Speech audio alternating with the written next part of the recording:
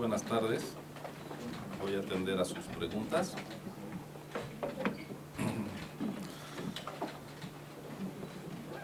Basta con organizar elecciones, no hay democracia que no tenga elecciones.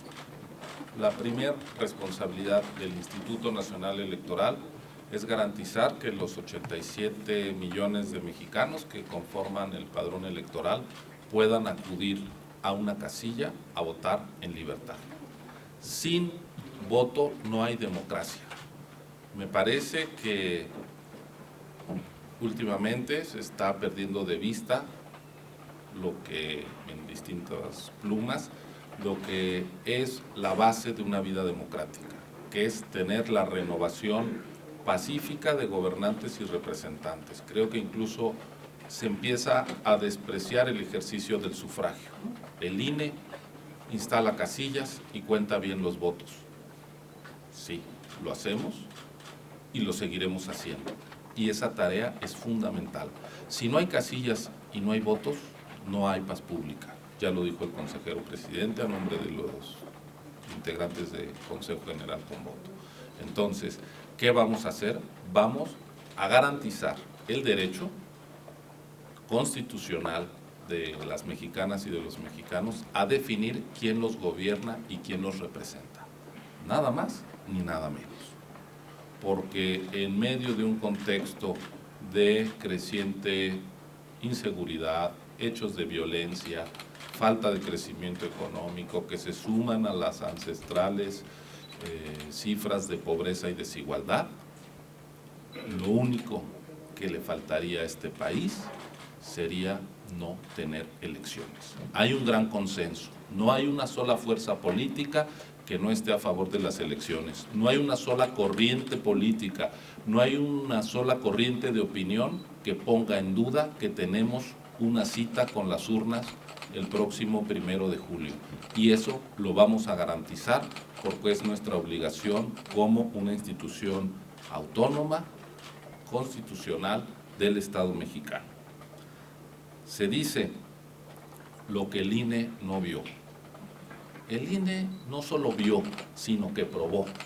Probó más de 269, casi 270 millones de gasto oculto en las campañas que acaban de concluir, de gasto no reportado. No solo lo vimos, lo probamos, lo acreditamos y falta además lo de los representantes de casilla, que está siendo analizado y serán cifras al alza, nunca a la baja.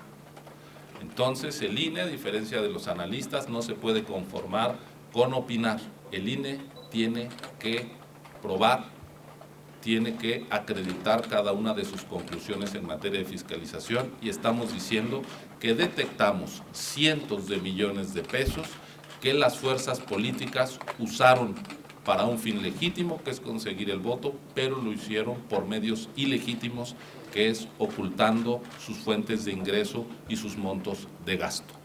Necesitamos la colaboración de otras instancias del Estado mexicano para ir a fondo y saber de dónde salieron esos recursos. El INE contribuirá con auditorías, órganos de control, procuradurías.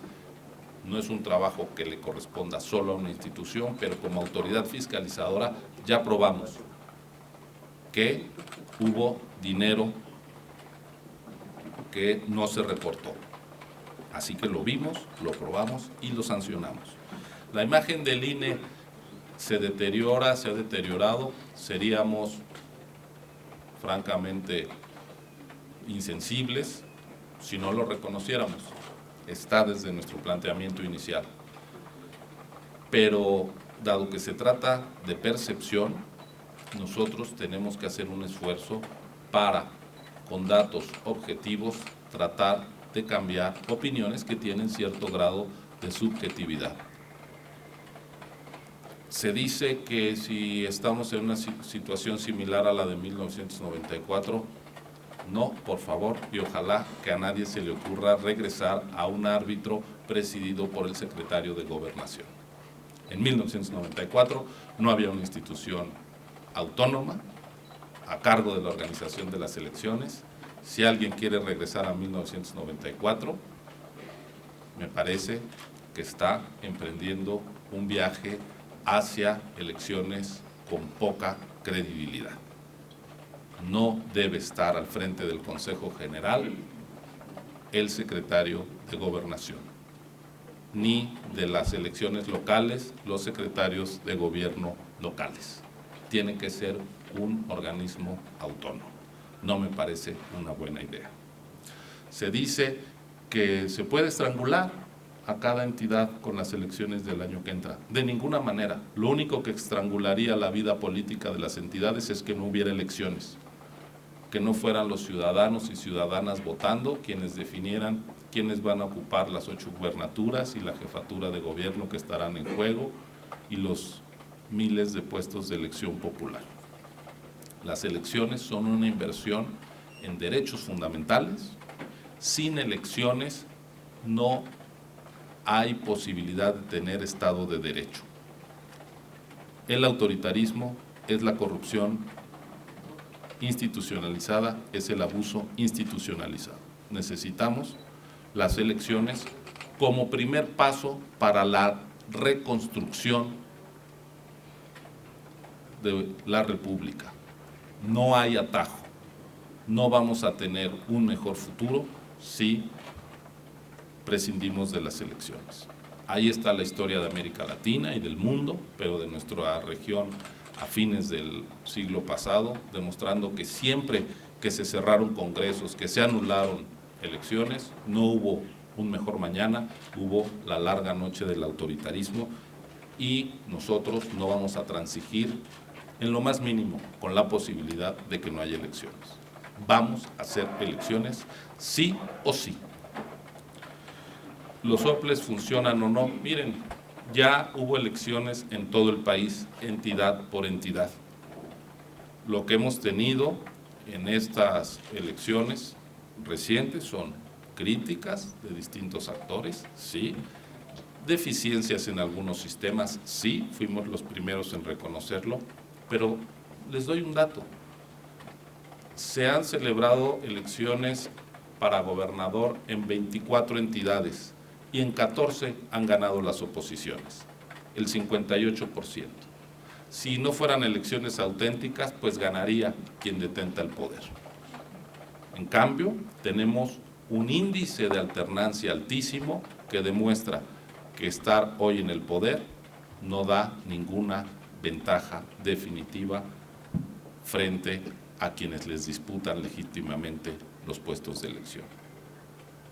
El 58% de las gubernaturas las han ganado las oposiciones. Y no quiere decir que no sean elecciones legítimas, ahí donde gana un partido que ya venía gobernando. Hay partidos con implantación local y la última palabra la tienen los ciudadanos. Termino con el tema de la solicitud de renuncia. Yo creo que sería una irresponsabilidad mayúscula de cualquiera de nosotros abandonar su encargo, su obligación, su encomienda constitucional. Un Consejo General del INE incompleto o vacío sería fuente de incertidumbre política. El Consejo General del INE es el disparador de las actividades fundamentales del proceso electoral. No habría consejos locales del INE, no habría consejos integrados completos de los soples. Si no hay consejos locales del INE, no hay consejos distritales. Y si no hay consejos distritales, no hay contratación de capacitadores electorales. Y si no hay capacitadores electorales, no se visita a los 12 millones de mexicanos que hay que invitar a que se hagan cargo de las casillas y no habría casillas electorales. Por favor, no juguemos a que no haya elecciones, seamos responsables. El Consejo General del INE es indispensable. Lo somos nosotros estamos de paso.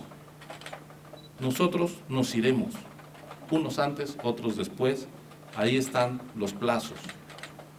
Pero nadie puede abandonar su responsabilidad, incluso, para decirlo en términos marineros, si hay marejada, si hay tormenta, el último que puede abandonar el barco es el capitán, es la tripulación.